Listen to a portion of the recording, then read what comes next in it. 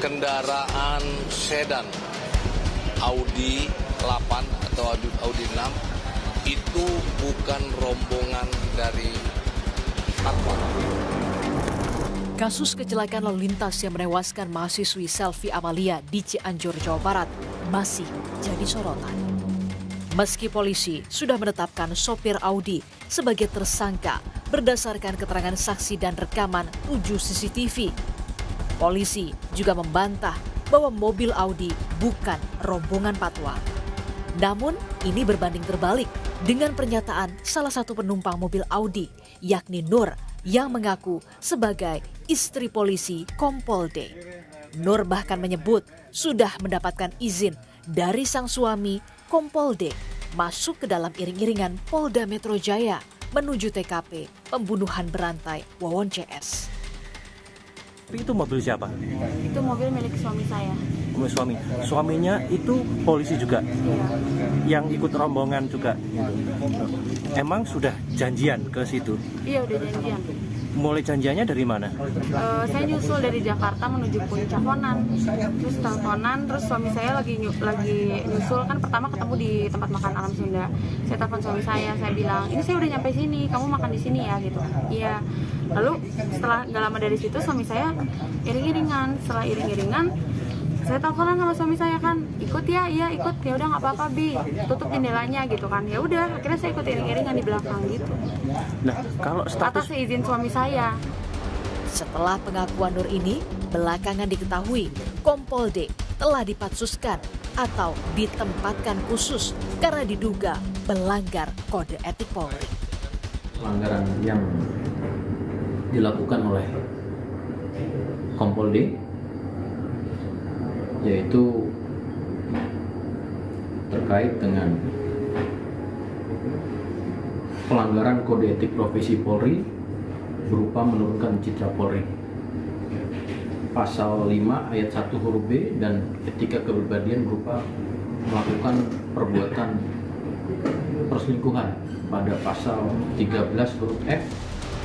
Kini, sang sopir mobil Audi yang diduga menabrak korban Selvi Amanda pun sudah ditahan dan terancam hukuman 6 tahun penjara.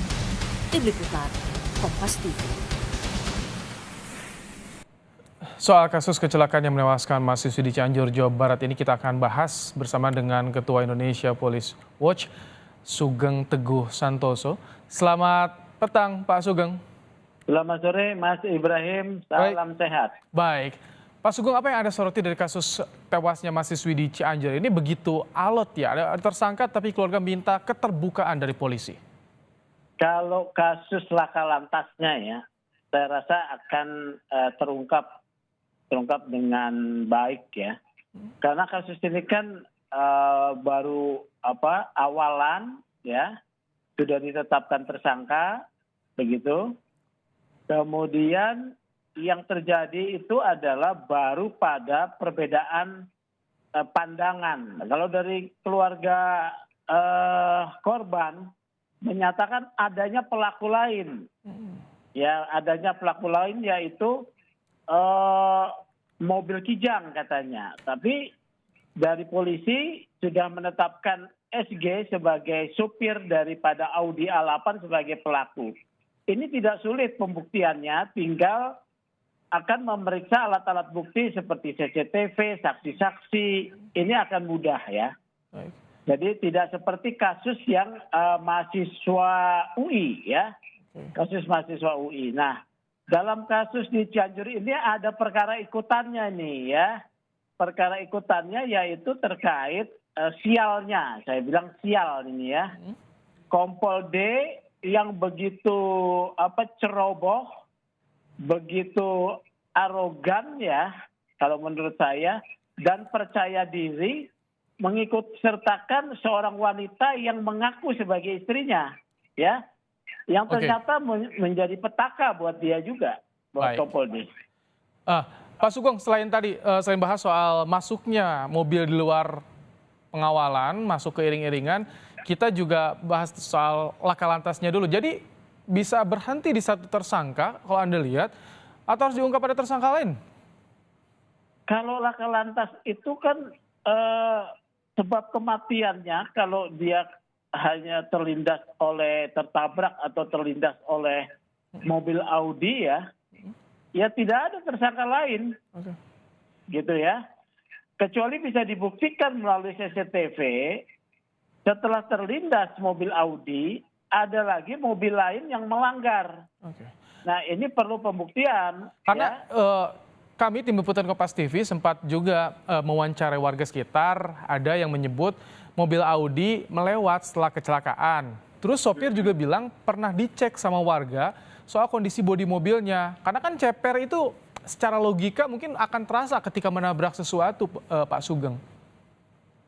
Keterangan itu nanti kita serahkan pada polisi ya. Polisi kan memiliki satu teknis pembuktian ya, mekanisme pembuktian yang bisa menunjuk. Kalau sudah menetapkan supir SG sebagai tersangka, kemudian menyita mobil, itu artinya sudah cukup bukti.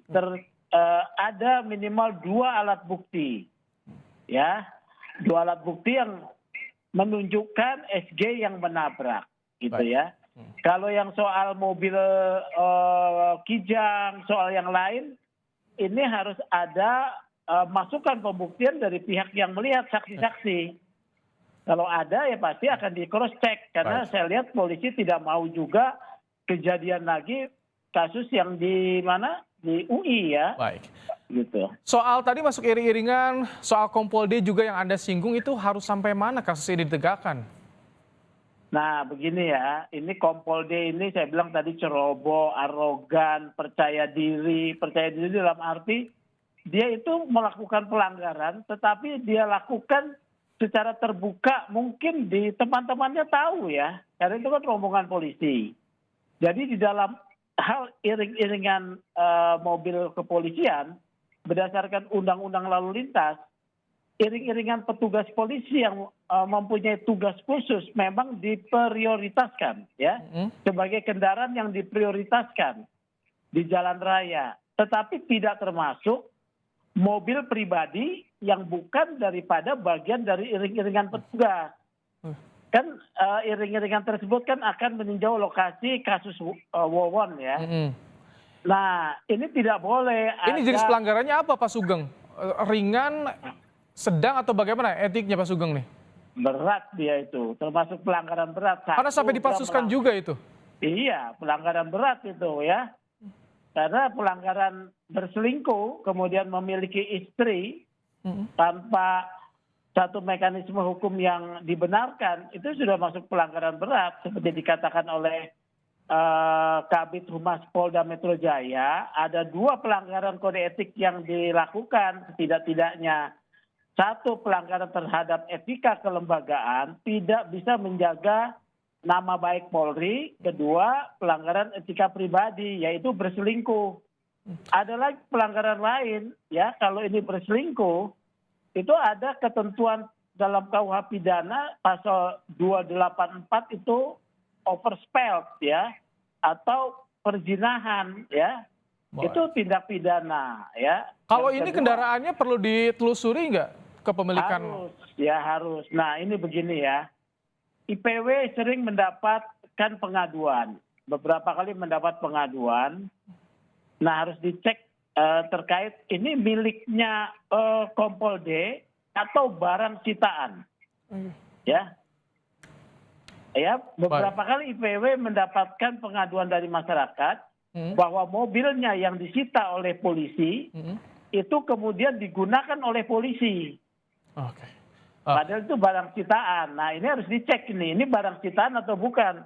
Kalau mobil ini miliknya Kompol D, harus didalami lagi. Kompol D itu kalau Kompol gajinya itu paling dengan tunjangan itu ya 10 juta, 15 juta ya dengan tunjangan. Tapi punya mobil Audi ya harus diperiksa lagi. Itu jadi tanda tanya juga Pak Sugeng ya? Betul. Baik. Ya. Kalau ini kehadiran penumpang tadi yang perempuan artinya harus diperiksa lagi untuk bisa mengungkap kasus utama dan kasus yang ikutannya tadi Pak Sugeng. Sudah mengaku, kan dia mengaku sebagai istri. Walaupun kepolisian membantah bahwa itu adalah teman dekat, ini kan soal dua perspektif yang berbeda. Kalau perempuan tersebut mengaku sebagai istri, menurut saya sudah benar, mungkin sebagai istri siri. Tetapi kalau institusi kepolisian kan tidak mengenal namanya istri siri, karena yang terdaftar di dalam daftar resmi yang tercatat di kelembagaan kan adalah istri yang dinikahkan secara sah, dan juga anak-anak yang akan mendapatkan tunjangan secara sah dari keuangan negara dalam bentuk gaji dan tunjangan. Baik. Jadi sekali lagi soal harta kekayaan ini harus ditelusuri juga ya. Betul ya, harus didalami nih ya. Baik. Jadi begitu. Terima kasih Pak Sugeng Teguh Santoso, Ketua Indonesia Police Watch, telah menyampaikan pandangannya dalam program Kompas Petang sore hari ini. Terima kasih.